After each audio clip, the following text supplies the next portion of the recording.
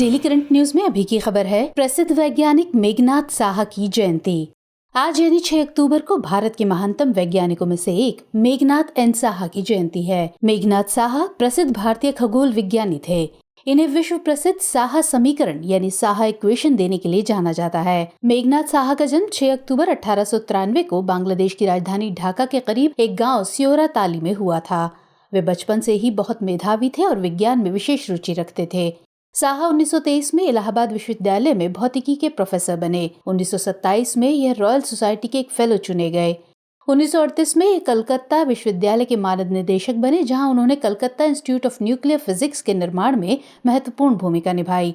1935 में इन्होंने एक मुखर पत्रिका साइंस एंड कल्चर की स्थापना की। MSc में भारत का पहला परमाणु भौतिकी कार्यक्रम 1940 में साहा ने डिजाइन किया था। 1950 में इन्होंने इंस्टीट्यूट ऑफ न्यूक्लियर फिजिक्स भी शुरू किया।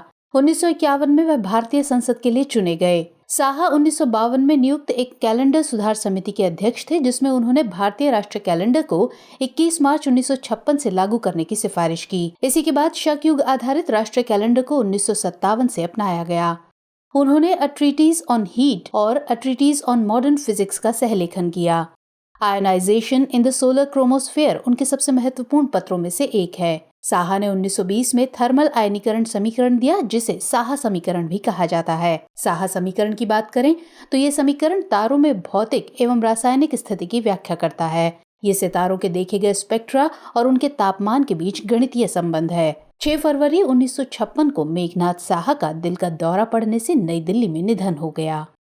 हमें आपसे ये साझा करते हुए हर्ष हो रहा है कि संघ लोक सेवा आयोग मुख्य परीक्षा 2022 में ऑडियो आर्टिकल कार्यक्रम से आए कुल 25 सवाल